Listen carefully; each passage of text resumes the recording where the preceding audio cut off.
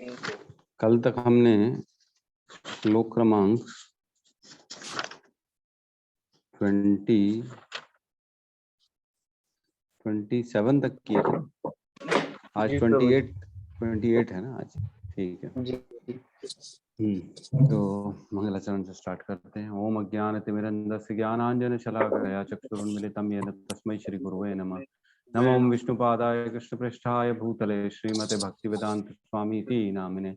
नमस्ते सरस्वती देवे गौरवाणी प्रचारिणे निर्विशेष शून्यवादी पाश्चात्य देशतारिणे।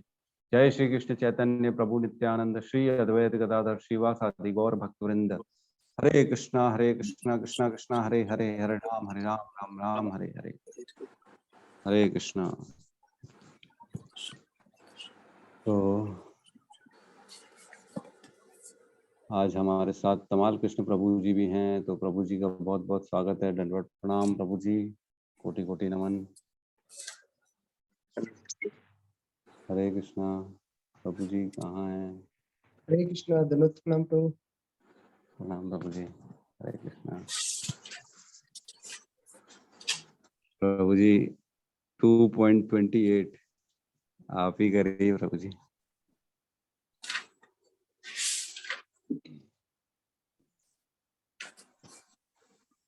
हरे कृष्णा। समय सुबह का समय, ब्रह्म मुहूर्त का समय, आप सभी के शुभाशीषों के साथ हम यह भगवत गीता, जिसे भगवान की वाणी कहा गया है और जो अध्याय अभी चल रहा है, जिस अध्याय का नाम गीता का सार है, इस अध्याय में हम सब देख सकते हैं कि कैसे भगवान ने गीता के मर्म को एक साथ संजो कर लाया है। भगवान एक गीत गा रहे हैं, जिस गीत को वह हर जीवों के हृदय में बैठ करके लोगों को सुनाना चाहते हैं। भगवान कहते हैं, अव्यक्तादीनि भूतानि व्यक्तमध्यानि भारत, अव्यक्त निधन्यायेव तत्र का परिदेवना। भगवान बताते हैं, आप सबको भी गाने का अभ्यास करना चाहिए, है ना। गीत है, आप नॉर्मल गीत बाथरूम में जाकर गुनगुनाते हैं, भगवत गीता भी गुनगुनाइए, दिन भर गुनगुनाइए, मना ही तो नहीं है। क्या कह रहे हैं भगवान? फिर से गाकर, बिना माइक ऑन किए, है ना, आप गाकर देखिए। अव्यक्तादीनि भूतानि व्यक्तमध्यानि भारत, अव्यक्त निधनान्येव तत्र का परिदेवना। भगवान कहते हैं, सारे जीव प्रारंभ में अव्यक्त रहते हैं, मध्य अवस्था में व्यक्त होते हैं और विनष्ट होने पर पुनः अव्यक्त हो जाते हैं। अतः शोक करने की क्या आवश्यकता है। श्रील प्रभुपाद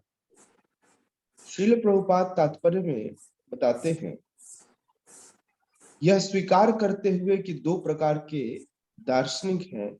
एक तो वे जो आत्मा के अस्तित्व को मानते हैं, और दूसरे वे जो आत्मा के अस्तित्व को नहीं मानते। कहा जा सकता है कि किसी भी दशा में शोक का कोई कारण नहीं। अगर इस बात को समझना हो, सपोज आपको किसी भी अवस्था में या किसी भी समय में किसी घर के बारे में जानना हो, उस घर को बनाने वाले या उस घर के मालिक के बारे में आपको पता होना चाहिए और उससे पूछ लेना चाहिए या उसका आशीर्वाद ले लेना चाहिए। अभी हम श्रील प्रभुपाद के तात्पर्य पढ़ रहे हैं, क्यों ना पहले श्रील प्रभुपाद से आशीर्वाद लेंगे, राइट। नमो विष्णुपादाय कृष्ण पृष्ठाय भूतले श्रीमते भक्ति वेदांत स्वामिनिति नामिने। नमस्ते सारस्वती देवे गौरवाणी प्रचारिणे निर्विशेष शून्यवादी पाश्चात्य देश तारिणे। श्रील प्रभुपाद का आदेश लेते ही कहीं ना कहीं प्रभुपाद, क्योंकि कई बार इसी भगवत गीता को कुछ दार्शनिक इसलिए पढ़ते हैं कि वे नॉलेज ले ले, ज्ञान ले ले, और उस ज्ञान से वो अपना अभिमान बढ़ा ले, अर्थात अपना मान बढ़ा ले। भगवत गीता को वो कृष्ण को समझ सके। कुछ लोग इसलिए पढ़ते हैं ताकि वो भगवान कृष्ण और अपने बीच में संबंध को जान सके, या इस बृहद विज्ञान को जान करके अपना जीवन सफल कर सके। जो जिस भाव से पढ़ता है उसी भाव से यह श्रीमद् भगवत गीता उसे रेसिप्रोकेट करती है। आप क्या पाना चाहते हैं या क्या करना चाहते हैं, बिल्कुल उसी तरह से हर श्लोक आपको रेसिप्रोकेट करेगा। यदि आप इस भगवत गीता के मर्म को समझना चाहते हैं तो इस मर्म को समझने के लिए हमें उसी तरह से गुरु श्री प्रभुपाद और भगवान श्री कृष्ण के प्रति शरणागत होना होगा, जिस प्रकार से शरणागत होकर अर्जुन ने इस दिव्य ज्ञान को जानने का प्रयास किया है। शरणागत होकर यदि आप करेंगे तो आपको उसी प्रकार से यह श्लोक क्या करेगा, रेसिप्रोकेट करेगा। श्रील प्रभुपाद यहाँ दो तरह के दार्शनिकों की बात कर रहे हैं। पहले वे लोग हैं जो भगवत गीता को नहीं मानना चाहते या आत्मा के विज्ञान को नहीं मानते, और दूसरे उस प्रकार के हैं जो इसके अस्तित्व को मानते हैं। भगवान कहते हैं कि अगर मान लो अर्जुन आत्मा है अथवा नहीं, दोनों ही अवस्था में शोक की क्या बात है। आत्मा के अस्तित्व को न मानने वालों को वेदांतवादी नास्तिक कहते हैं। यदि हम तर्क के लिए इस नास्तिकवादी सिद्धांत को मान भी लें तो भी शोक करने का कोई कारण नहीं है। आत्मा के पृथक अस्तित्व से भिन्न सारे भौतिक तत्व सृष्टि के पूर्व अदृश्य रहते हैं।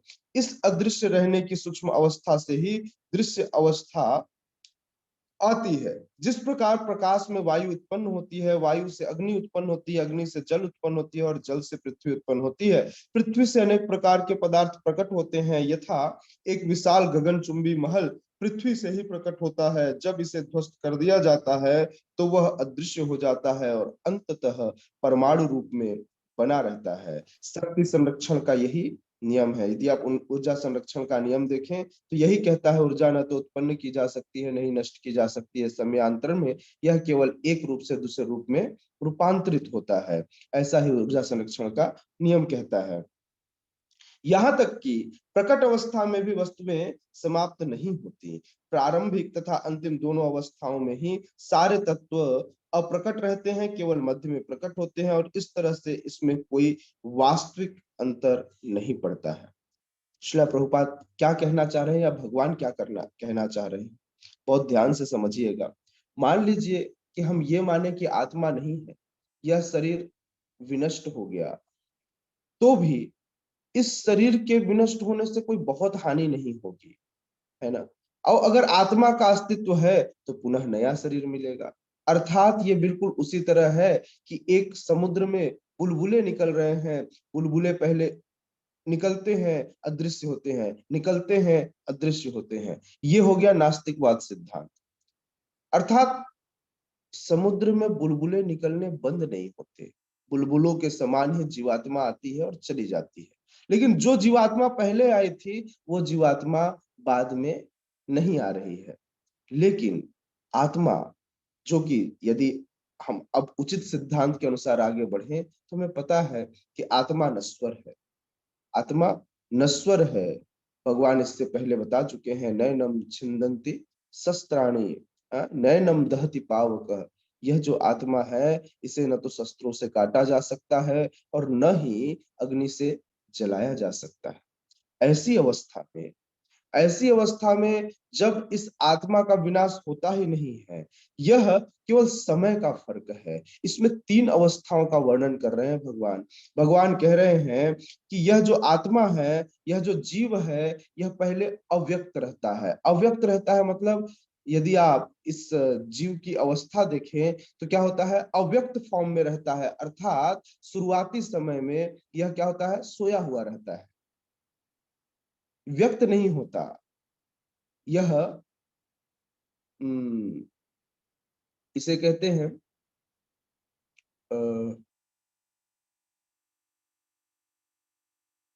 क्या आकाश कहते हैं, भौतिक संसार में एक आकाश है जिसका नाम है,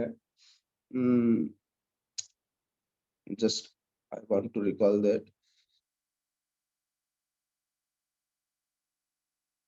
मुझे वो ध्यान नहीं आ रहा, मैं उसका नाम थोड़ी देर में क्लियर करता हूँ। तो इस प्रकार से सारे के सारे जीवात्मा पहले सुप्त अवस्था में रहते हैं। जैसे सृष्टि होती है तो सारे जीवात्माओं को जगा दिया जाता है और उनका जन्म मृत्यु का चक्र शुरू हो जाता है। व्यक्ति के रूप में नहीं, किसी भी जीव के रूप में। हाँ, किसी भी जीव के रूप में जीवात्मा क्या होती है, वह एक शरीर में प्रवेश कर जाती है इन 84 लाख योनियों के चक्र में। और उससे पहले सारे के सारे जीवात्मा सुप्त अवस्था में रहते हैं, अर्थात अप्रकट अवस्था में रहते हैं। और जैसे सृष्टि होती है, जैसे यह सृष्टि चालू होती है, अर्थात प्रलय काल समाप्त होता है अथवा नई सृष्टि होती है, नया ब्रह्मांड आता है, दोनों ही अवस्था में जीवों को क्या किया जाता है, जगाया जाता है और उन्हें एक शरीर दिया जाता है जिस शरीर से वे इस भौतिक संसार में सर्वाइव करते हैं। और शरीर छोड़ने के बाद वह पुनः क्या हो जाती है, अप्रकट अवस्था में। महत तत्व एक आकाश का नाम है जिसको कहते हैं महत तत्व। तो महत तत्व में सारे जीवों का बंडल बन जाता है। महत तत्व, ये भौतिक संसार में ही महत तत्व रहता है ना। और वो क्या होता है, महत तत्व सारे के सारे एक बंडल के फॉर्म में होते हैं, अर्थात एक आकाश जैसा दिखता है जहां सारे जीवात्मा एक साथ क्या होते हैं, सुप्त अवस्था में रहते हैं महत तत्व में। और महत तत्व से वे सारे के सारे जीवात्मा जैसे ही सृष्टि प्रारंभ होती है तो सृष्टि के समय वह पुनः एक शरीर धारण करते हैं और उस शरीर को लेकर के इस भौतिक संसार में आकर सरवाइव करते हैं। श्रील प्रभुपाद कहते हैं कि इससे कोई फर्क नहीं पड़ता, कोई फर्क नहीं पड़ता, क्योंकि बार बार यह क्रम चलता ही रहेगा और व्यक्ति एक शरीर से दूसरा शरीर, दूसरे शरीर से तीसरा शरीर, जैसे लोग कपड़े बदलते हैं वैसे ही यह जीवात्मा अपना शरीर बदलती है। यदि हम भगवत गीता के इस वैदिक निष्कर्ष को मानते हैं कि ये भौतिक शरीर काल क्रम में नाशवान है, हाँ, अंतवंत इमे देहा, किंतु आत्मा शाश्वत है, नित्य योक्ता शरीरिणः, तो हमें यह सदा स्मरण रखना होगा कि यह शरीर वस्त्र के समान है, अतः वस्त्र परिवर्तन होने पर शोक क्यों। शाश्वत आत्मा की तुलना में भौतिक शरीर का कोई यथार्थ अस्तित्व नहीं होता। यह स्वप्न के समान है। स्वप्न के समान इसलिए है कि हो सकता है कि आप अभी रात को सोएंगे तो बहुत अच्छे से, लेकिन सुबह उठेंगे तो हो सकता है आपका बॉडी पैरालाइज्ड हो चुका हो सकता है आपका मुंह टेढ़ा हो चुका है, हो सकता है आपका कंधा घूम ही न रहा हो, आपकी गर्दन अब घुमाई न जा रही हो, आपका हाथ पैर कोई एक अंग काम करना बंद कर चुका हो। तो इसलिए इस शरीर पर, जिस शरीर को नासवान कहा गया है, यह नासवान शरीर कभी भी आपको धोखा दे सकती है। क्यों? क्योंकि यह शरीर कैसा है, अंतवंत इमे देहा, जिसे एक समय के बाद तो खत्म होना ही है। आप इसे यह नहीं कह सकते कि प्रभु जी यह तो नित्य है, यह हमेशा रहने वाला है। मतलब आप ऐसा मान ही नहीं सकते। राम राज्य तो है नहीं ना। राम राज्य होता तो हो सकता है कुछ समय के लिए आपका शरीर नित्य हो जाता, लेकिन राम राज्य तो खत्म हो चुका है। अभी तो राक्षसों का राज्य आ गया और राक्षसों के राज्य में व्यक्ति को इस तरह से इतना छूट नहीं मिलता। श्रील प्रभुपाद कहते हैं शाश्वत आत्मा की तुलना में भौतिक शरीर का कोई यथार्थ अस्तित्व नहीं होता।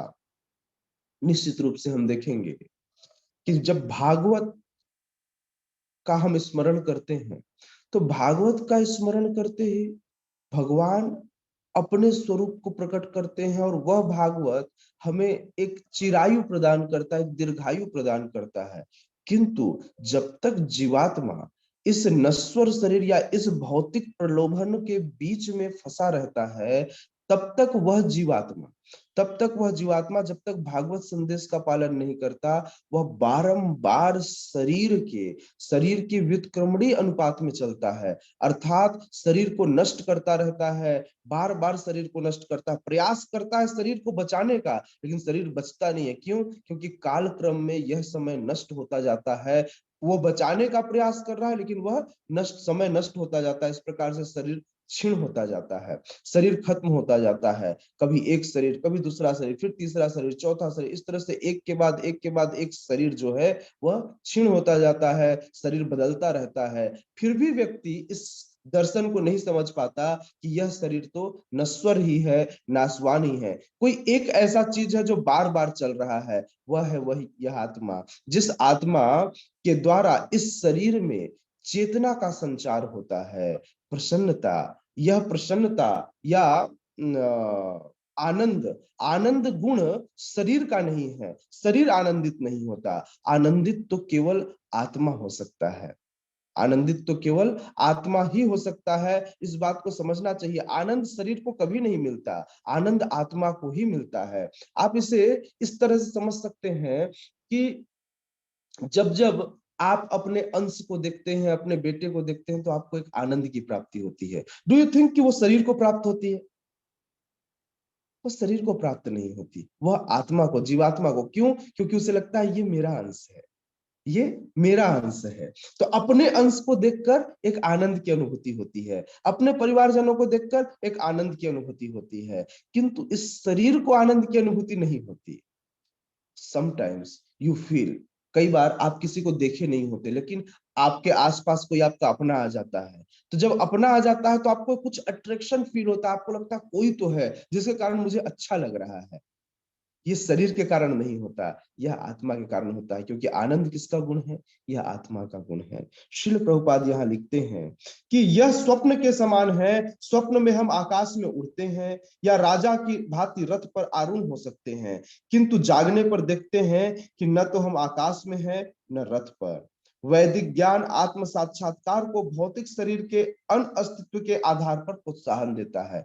जब हम शारीरिक चेतना में होते हैं, जब हम भौतिक चेतना में होते हैं, तो हम यह देखते हैं कि हम सारा कार्य इस भौतिक शरीर के इर्द गिर्द करते हैं। सारा कुछ हम इसलिए करते हैं कि इस शरीर को सुख पहुंचा सके। इवन दो बहुत सारे लोगों ने भी प्लान किया होगा, प्रभु जी मैं चाहता था हमारे रहने के लिए कोई अच्छा जगह नहीं है, एक घर बना लेते। आपको नहीं लगता कि यह शारीरिक चेतना है? क्यों? क्योंकि आप सुरक्षा किसकी चाहते हो? इवन दो आपने पिछले 4 महीने से माला नहीं किया, बोले प्रभु जी समय नहीं मिल रहा है, क्या करूं, बहुत ज्यादा व्यस्तता आ गई है, माला नहीं हो पा रहा है, लेकिन आप घर बनाने के लिए तैयार हैं। आप शरीर की सुरक्षा के लिए इतना ज्यादा उग्र होकर के अथवा रजोगुनी होकर के आप कार्य कर रहे हैं, किंतु क्या आप उस आत्मा के बारे में इतना सोचते हैं जिस आत्मा के कारण आपके शरीर में यह चेतना पूरी दौड़ रही है? उस चेतना के कारण आप यह सोच पा रहे हैं कि मुझे शरीर की सुरक्षा करनी चाहिए, लेकिन चेतना जिसका गुण है, जहां से यह चेतना आ रही है, आपने उस आत्मा के विषय में सोचा? नहीं सोचा। आप इस शरीर की सुरक्षा में लगे रहते हैं, सदैव आप अपने शरीर के बारे में सोचते हैं, और इस प्रकार से आप उस स्वप्न में, जिस प्रकार से स्वप्न में व्यक्ति कोई भी चीज देखता है और वो जैसे ही आंख खुलती है वैसे ही खत्म हो जाता है, उसी तरह जब आत्मा या शरीर को छोड़कर चली जाएगी, तब आपके द्वारा किया गया जितना भी कार्य है, जितना भी आपने इस भौतिक संसार में कार्य किया है, बड़े बड़े महल बनाए हैं, आपने बहुत अच्छा पैसा इकट्ठा किया है या सब कुछ किया है, वह सब कुछ व्यर्थ हो जाएगा, क्योंकि वह शरीर आपसे छूट चुका होगा। श्रील प्रभुपाद कहते हैं, श्रील प्रभुपाद यहाँ लिखते हैं कि वैदिक ज्ञान आत्म साक्षात्कार को भौतिक शरीर के अनअस्तित्व के आधार पर प्रोत्साहन देता है। वैदिक ज्ञान बताता है कि यह भौतिक शरीर नश्वर है, इसका अस्तित्व बहुत कम क्षणों के लिए, यह हमेशा अस्तित्ववान या स्थिर नहीं रहने वाला है। आपको यह जान लेना चाहिए, आपको यह जान लेना चाहिए कि आपका यह शरीर कभी भी नष्ट हो सकता है, किंतु आत्मा सदैव आपके साथ रहने वाली है। अर्थात आप जो है वह जीवात्मा है, जिसके साथ आपके कर्म की प्रवृत्ति परक हमेशा उपस्थित रहेगी, अर्थात मन बुद्धि अहंकार इसके साथ अटैच रहेगा। अब आपको प्रयास करना चाहिए इस शरीर को बचाने से पहले, क्या मैं मन बुद्धि अहंकार की शुद्धता के स्तर तक पहुंच पा रहा हूं अथवा नहीं। यह जो प्रोसेस है जिसे आप कृष्ण भावनामृत कहते हैं, इस कृष्ण भावनामृत में भी आप देखेंगे कि आप एक्चुअली शरीर की शुद्धि नहीं करते, आप आत्मा के ऊपर बने आवरण अर्थात मन बुद्धि और अपने अहंकार को क्या करते हैं, शुद्ध करने का प्रयास करते हैं। इस प्रकार से इन तीनों को इन प्रकृति के तीन गुणों से ऊपर ले जाने का प्रयास करते हैं। सत्वगुण रजोगुण और तमोगुण में जब यह आप सत्वगुण की अवस्था में उस स्तर में आप अवस्थित हो जाते हैं, तो उस सत्वगुण की अवस्था से आप अपने आप को ऊपर उठाने का प्रयास करते हैं इस कृष्णा कॉन्शियसनेस के द्वारा। तो श्रील प्रभुपाद कहते हैं कि अतः चाहे हम आत्मा के अस्तित्व को माने या न माने, दोनों ही अवस्था में यह शरीर तो नाशवान है ही। आप मान ले कि आत्मा है तो भी शरीर नष्ट होगा, आप मान ले कि आत्मा नहीं है तो भी शरीर नष्ट होगा। जब दोनों ही अवस्थाओं में शरीर का नाश होना ही है, शरीर के नाश से बचने का कोई उपाय नहीं है, तो फिर शोक का क्या कारण है, फिर आपको शोक करने की कोई आवश्यकता नहीं है। Thank you so much. Hare Krishna. कोई कुछ पूछना चाहते हैं?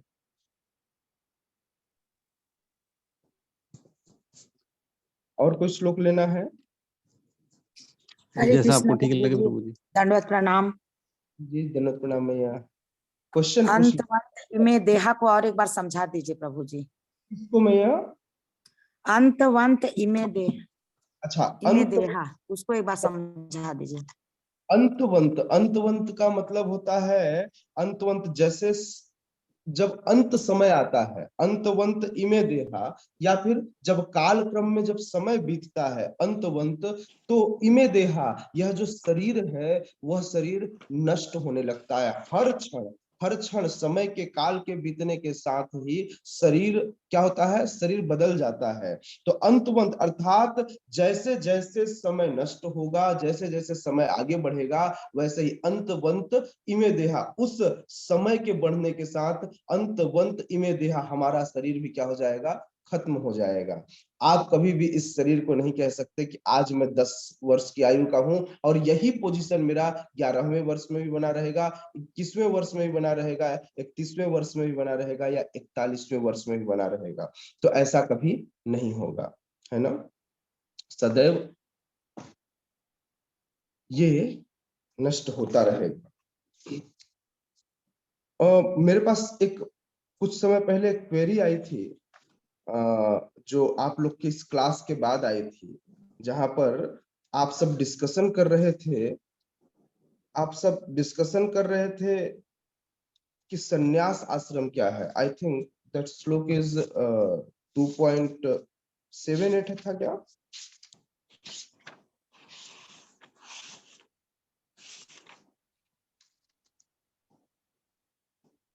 याद है आप सबको? कौन सा श्लोक था वो?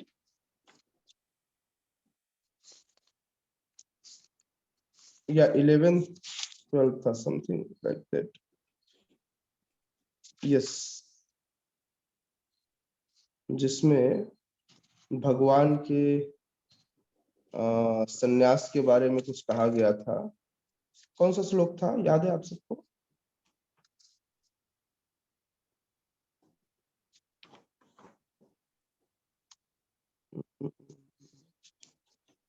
इलेवन हो सकता है प्रभु जी, जिसमें वो कहते हैं कि पंडित पूर्ण बातें कर रहे हो और तुम जिसमें भगवान के सन्यास के बारे में कहा गया था। प्रभु जी श्लोक क्रमांक 15। श्लोक क्रमांक 15 most probably.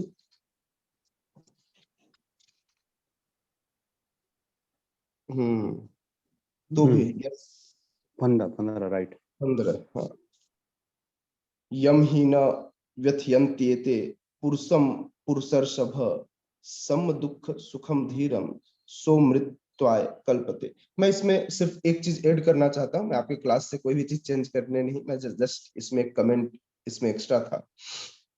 There are 4 type of आश्रम, दैट इज ब्रह्मचारी आश्रम, गृहस्थाश्रम, वानप्रस्थाश्रम एंड संन्यास आश्रम। ये 4 तरह के आश्रम हैं। इस 4 आश्रमों में बहुत बड़ा डिफरेंस है वानप्रस्थ आश्रम और संन्यास आश्रम में। क्लैरिटी के लिए आप सबको इसलिए बता रहा हूं क्योंकि आपने डिस्कशन में एक भक्त का जिक्र किया था यहाँ पर। सबसे पहले आप किसी भी भक्त का जिक्र पब्लिकली नाम के साथ नहीं करेंगे, it's not a Vaishnava etiquette. यदि आपने किया भी तो फिर आप लोगों को पता होना चाहिए कि वानप्रस्थ आश्रम क्या होता है और संन्यास आश्रम क्या होता है। न तो मैं सन्यासी हूं, न तो आप जितने यहाँ पर सेफ्रॉनधारी देखते हैं वे सन्यासी हैं। We are brahmacharis and that person जिनके बारे में आपने डिस्कशन किया था, ही इज वानप्रस्थी नॉट सन्यासी। और भगवान लिखते हैं, सॉरी श्रील प्रभुपाद बताते हैं कि यदि कोई व्यक्ति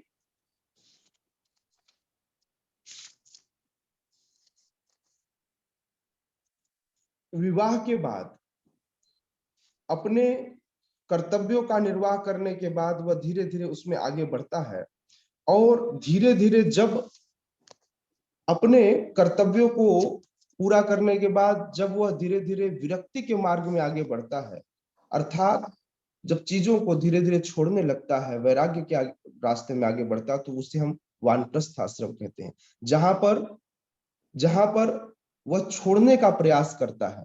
संन्यास आश्रम में सब कुछ छोड़ देता है, उसे दुनिया से कोई मतलब नहीं होता, लेकिन वानप्रस्थ आश्रम में वह परिवार के साथ रहकर वैराग्य का जीवन जीने का प्रयास करता है। दैट इज वानप्रस्थ आश्रम, है ना। हमारे अभी रायपुर में केवल एकमात्र सन्यासी मतलब हमारे संप्रदाय में जो कि मंदिर में है महाराज जी, और कोई सन्यासी नहीं है। हम सब ब्रह्मचारीज हैं जितने हम यूथ दिखते हैं, क्योंकि अभी तक विवाह नहीं हुआ। उसके बाद दूसरा आश्रम गृहस्थ आश्रम, तीसरा आश्रम वानप्रस्थ आश्रम, जिसमें वो प्रभु जी हैं, वो एकमात्र प्रभु जी हैं जो जिन्होंने वानप्रस्थ आश्रम अपनाया है। आज समाज की सबसे बड़ी परेशानी ये है कि व्यक्ति वानप्रस्थ आश्रम में जा ही नहीं पाता, वह पूरे जीवन भर अपने उसी गृहस्थी में फंसा रह जाता है, और इस तरह से वही उसके लिए अगले भव सागर भव बंधन का कारण बनता है। यदि वह वानप्रस्थ जीवन में जाकर के इस वैराग्य का प्रैक्टिस करे, अच्छा वैरागी होने का प्रैक्टिस करे, तो वह इन चीजों से बच सकता है। लेकिन यदि वह ऐसा नहीं करता तो वह इन चीजों से नहीं बच पाएगा और वह सदैव इसमें फंसा रह जाएगा। तो इस प्रकार से हम देखते हैं कि वानप्रस्थ आश्रम एक आश्रम है जिस आश्रम में व्यक्ति जाता है, वो सन्यासी नहीं है। आप लोग का क्वेरी था कि ये कैसे सन्यासी है, तो वे सन्यासी नहीं है, ही इज अ वानप्रस्थ जिन्होंने सेफ्रॉन धारण किया है। ठीक है ना, तो ये आपको पता होना चाहिए। यस, नेक्स्ट क्वेश्चन अगर कोई बोलना चाहे तो आप बोल सकते हैं, तो नेक्स्ट क्वेश्चन का आंसर मैं आपको दे दूंगा।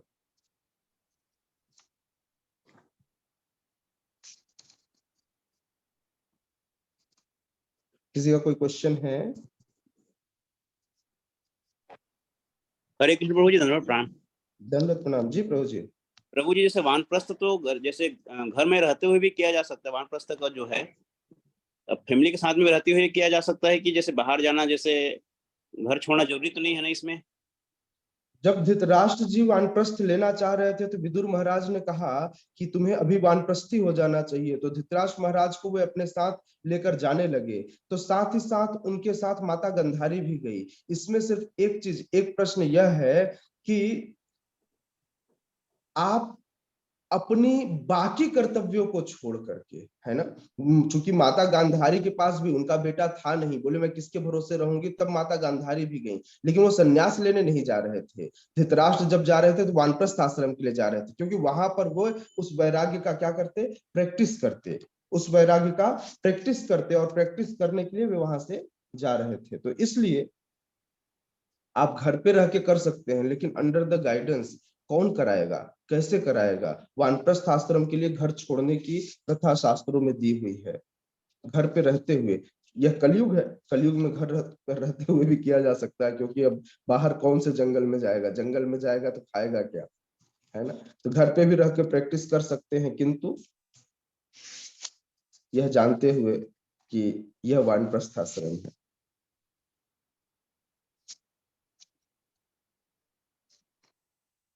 ठीक है, और कोई कुछ कहना चाह रहा है? प्रभु जी एक क्वेश्चन आ रहा था जी कि जैसे आपने कहा कि हमारे यहाँ पे सिर्फ सन्यासी एक ही हैं जो महाराज जी हैं, जी बाकी सारे जो है ब्रह्मचारी हैं। जी तो प्रैक्टिकली जैसे सन्यासी सिर्फ इसी स्थिति को ही बोल सकते हैं जैसे महाराज जी हैं, या जो जिनका और कौन, जैसे एक आध अगर एग्जांपल हम समझना चाहिए, क्योंकि गृहस्थ आदमी जो है ना वो सन्यासी बनता है, ऐसा लिखा वर्ण आश्रम धर्म में। जी तो गृहस्थ कौन है ऐसा एग्जाम्पल जो सन्यासी है? सारे हमारे महाराज जी गृहस्थ थे, वो सन्यासी बने। हमारे गुरु महाराज हिजोलेनेस गोपाल कृष्ण गोस्वामी महाराज को आप देखेंगे, वो सन्यासी बने, ये गृहस्थ थे। गृहस्थ श्रील प्रभुपाद गृहस्थ से सन्यासी बने, श्रील प्रभुपाद भी गृहस्थ थे, वो भी सन्यासी बने। ठीक है प्रभु। सन्यास एक आश्रम है जो कि गुरुओं के आदेश से, जब देखा जाता है कि व्यक्ति इतने दिन तक वानप्रस्थ जीवन में रह लिया, अब यह इसे पालन कर सकता है, तब जाकर के वे उसे परमिशन देते हैं। वे इसे परमिशन देते हैं कि आप इस तरह से जीवन जी सकते हैं और आप इसमें आगे बढ़ सकते हैं, तब उनको जाकर के सन्यास आश्रम मिलता है ना। सन्यास आश्रम इस प्रकार से नहीं मिलता, सन्यास आश्रम आपको आपके गुरु के द्वारा दिया जाता है, या फिर जो भी आप जहां से जुड़े हुए हो वो आपको सन्यास आश्रम के बारे में बताएंगे। तो प्रभु जी जैसे जो ब्रह्मचारी हैं वो भी आगे चल के सन्यासी बनते हैं क्या? यस, क्यों नहीं। ब्रह्मचारी आगे चल के सन्यासी तो बनेगा, बेचारा क्या बनेगा। अब उसके पास वो तो रह नहीं गया अब कि वो गृहस्थ बनेगा, क्योंकि वो अपने आप को नैष्ठिक ब्रह्मचारी बना चुका है। अब जब गृहस्थ है नहीं तो छोड़ेगा क्या, वानप्रस्थी तो होगा नहीं, तो बीच में उसका दो जो आश्रम है वो स्किप हो जाता है, तो ब्रह्मचारी के बाद वो सन्यासी ही बनता है। अच्छा, डायरेक्ट देखिए, मतलब ब्रह्मचारी से सन्यासी में उनका जो है ट्रांसफर हो जाता है, बाकी गृहस्थ वाले जो है वो इन चारों मतलब इन तीनों के बाद सन्यासी बनते हैं। यस यस, जी प्रभु जी, थैंक यू प्रभु जी। ठीक है। इसमें श्रील प्रभुपाद पूर्ण प्रश्न पूर्ण उत्तर में लिखते हैं, पूर्ण प्रश्न पूर्ण उत्तर में लिखते हैं कि आसक्ति को बढ़ाने के इस आधारभूत सिद्धांत से हमारा कोई प्रयोजन नहीं है। यद्यपि साधारणतया लोग की यही प्रवृत्ति है, गृह क्षेत्र सूत अर्थात पुत्र, किंतु इनमें से यदि कोई इसे कम करके रोक सकता है तो बहुत उत्तम है। एक बालक को सर्वप्रथम ब्रह्मचारी के रूप में यौन जीवन में प्रशिक्षित होना चाहिए, यही हमारी वैदिक प्रणाली है। आसक्ति को कम करना वैदिक सिद्धांत है, उसमें वृद्धि नहीं करना चाहिए। अतएव संपूर्ण प्रणाली को वर्णाश्रम धर्म कहते हैं। भारतीय प्रणाली वर्ण में 4 आश्रम और 4 धर्म 4 वर्ण बताए गए हैं, ब्रह्मचर्य, गृहस्थ, वानप्रस्थ और सन्यास। ये 4 आध्यात्मिक वर्ग हैं। सामाजिक वर्गों में ब्राह्मण, क्षत्रिय, वैश्य और शूद्र का समावेश है। इस तरह इस प्रणाली के अंतर्गत विधि विधान इतने उत्तम है कि यदि व्यक्ति भौतिक जीवन का सुखोपभोग करने की इच्छा भी होती है, तब भी इसे बड़ी उत्तमता से ढाला जा सकता है और अंत में वह मोक्ष प्राप्त कर लेता है। वह धीरे धीरे इन सब के प्रति की आसक्ति को कम करता है और जीवन यापन करता है। इस प्रकार से वह अलग अलग आश्रमों में होता हुआ गुजरता है। तो इस तरह से हम देखेंगे कि श्रील प्रभुपाद ने बहुत अच्छे से इसके बारे में बताया है। यहाँ पर आप चाहें तो ये आप पढ़ सकते हैं। इसमें श्रील प्रभुपाद बताते हैं कि किस प्रकार से व्यक्ति अलग अलग आश्रमों में प्रवेश करता है ना।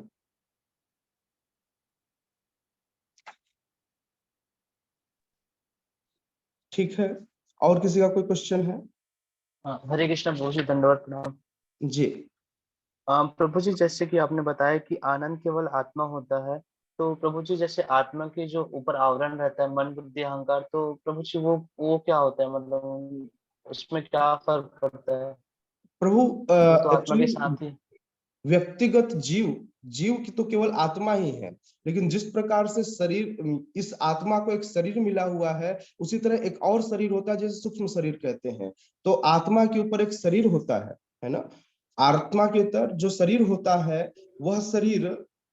वह शरीर मन बुद्धि अहंकार से बना होता है ना। ऐसे मन बुद्धि अहंकार से बने हुए शरीर को यदि आप देखेंगे तो हमारे शरीर, हमारे द्वारा किए गए कर्मों के कारण हमारा मन हमारे वश में नहीं होता, या फिर वह शुद्ध नहीं होता, और वह भगवान के पास, भगवान के चरण कमलों में नहीं लगा होता। बुद्धि जो है, बुद्धि भी कलुषित होती है, और इसके कारण हमारे अंदर एक फॉल्स ईगो आ जाता है। इस फॉल्स ईगो के कारण हम परेशान रहते हैं, है ना।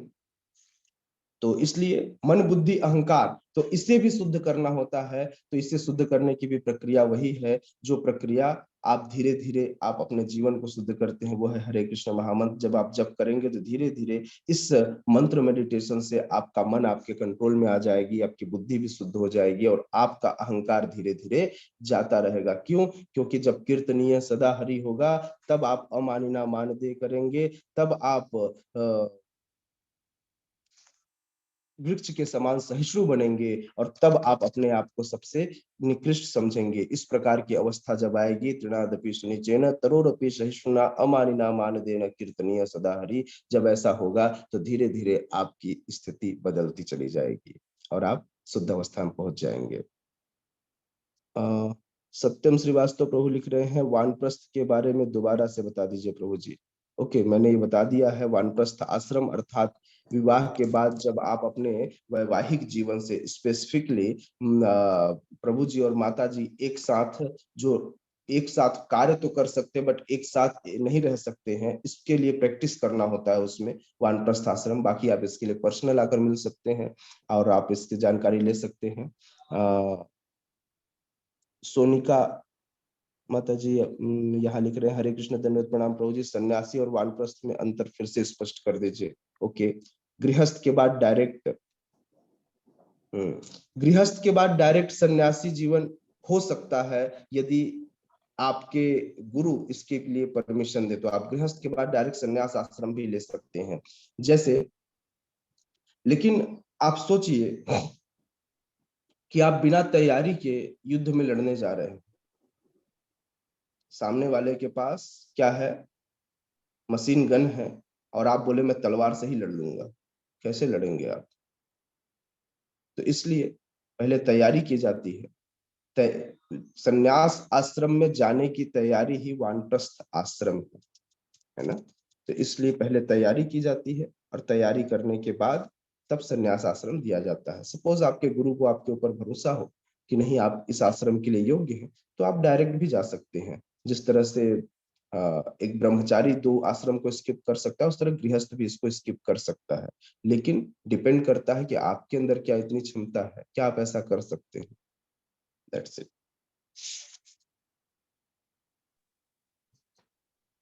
ठीक है कृष्ण प्रभु जी, दंडवत प्रणाम। जी। प्रभु जी, जो प्रभुपाद के डिसाइपल थे तमाल महाराज जी, वो क्या वानप्रस्थी थे या फिर सन्यासी थे? सन्यासी थे माता जी। तमाल कृष्ण गोस्वामी महाराज सन्यासी थे, बट श्रील प्रभुपाद ने अलग अलग शिष्यों को उनकी योग्यता के अनुसार अलग अलग आश्रमों में प्रविष्ट कराया। बट तमाल कृष्ण गोस्वामी महाराज का जो बाद का जीवन रहा, आप देखेंगे उस प्रभुपाद के बगल में भी वो डंडा लेकर ही चलते थे, सन्यासी थे, है ना। हरे बट कृष्णा प्रभु जी। हरे कृष्ण मैया। प्रभु जी, ये 2.7 में एक यहाँ पे लिखा हुआ है कि देहात्म बुद्धिवश कृपण या कंजूस लोग अपना सारा समय परिवार, समाज, देश आदि के अत्यधिक प्रेम में गंवा देते हैं। तो प्रभु जी, ये देश प्रेम जो है वो आप थोड़ा सा इलेबोरेट करके बता सकते हैं प्लीज, कि ये कैसे बोल रहे हैं?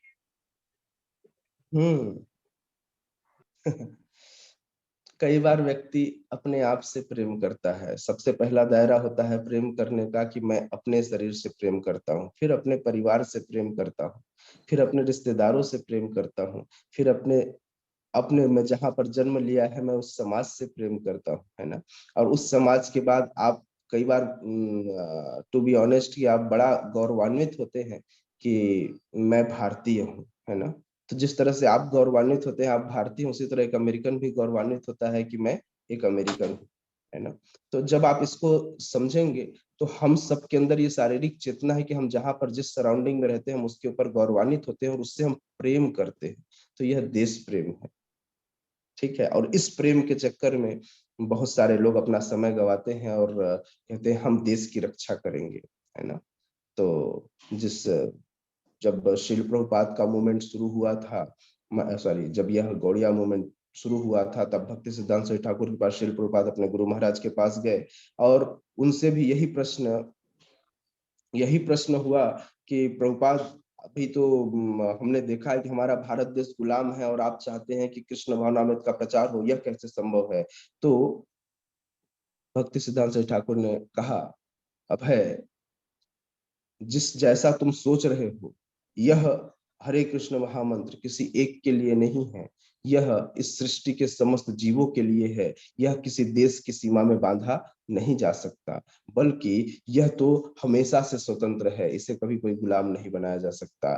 स्वतंत्रता, किसी देश की स्वतंत्रता, इस हरे कृष्ण महामंत्र का प्रचार होना या इस मूवमेंट का आगे बढ़ना किसी देश की स्वतंत्रता या परतंत्रता पर निर्भर नहीं करता। डू यू थिंक कि अंग्रेजों के चले जाने के बाद आप आजाद हो गए? पहले आप अंग्रेजों के गुलाम थे, आज आप किसी न किसी के गुलाम फिर भी बने हुए हैं। कौन सा आपको अंग्रेजों के जाने के बाद जो हाहाकार मचा, वो हाहाकार कम से कम अंग्रेजों के रहते हुए कम ही मचा था। मतलब आज लोगों के अंदर इतना द्वेष भर गया कि आज हम एक जीव को जीव ही नहीं समझते हैं। तो इस प्रकार से देखा जाए तो ये एक निरर्थक प्रेम है, जिस प्रेम को हम देश प्रेम कहते हैं। ऐसा कोई प्रेम होता नहीं है ना, कि केवल और केवल एक शारीरिक आवरण पर बना हुआ प्रेम है, ठीक है।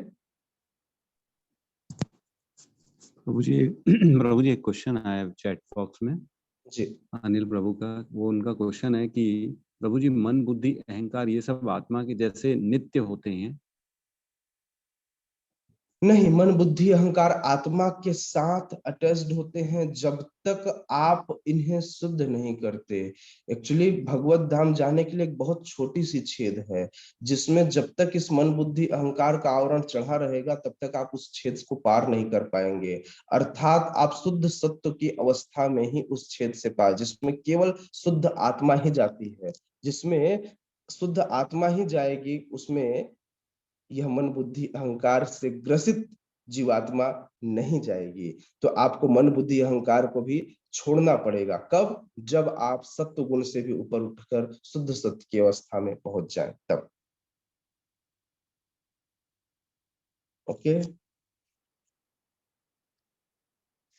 मैं एक श्रील प्रभुपाद का कोट है वो ग्रुप में डाल दूंगा, आप सब लोग बड़े ध्यान से पढ़िएगा वो, है ना। राइट प्रभु जी। ओके, और किसी इसमें का कोई प्रभु जी क्वेश्चन है?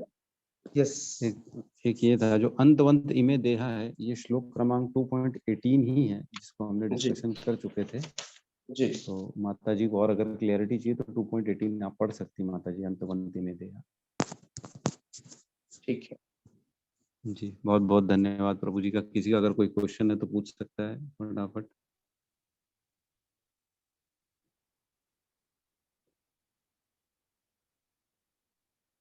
ओके, लगता है सारे सेटिस्फाई हो चुके हैं प्रभु जी। बहुत बहुत धन्यवाद प्रभु जी का, आप आए, समय दिया प्रभु जी, आपने मार्गदर्शन दिया हमारे को। हम चाहेंगे प्रभु जी भी आगे हमें गाइड करते ही रहें आके क्लास में, या जैसे प्रभु जी, वैसे तो उन्हीं के गाइडेंस में सब कुछ हो रहा है, पूरा हमारा सेशन प्रभु जी के गाइडेंस में ही हो रहा है, फिर भी प्रभु जी के मुख से सुनने में और ही आनंद आता। तो प्रभु जी का बहुत बहुत धन्यवाद। सब मिलके एक बार प्रभु जी के लिए जोरदार हरे कृष्ण महामंत्र का जाप कर लेते हैं, ठीक है। हरे कृष्णा हरे कृष्णा कृष्णा हरे हरे राम हरे राम राम राम हरे हरे। राम हरे हरे। सभी भक्त वृंद की जय।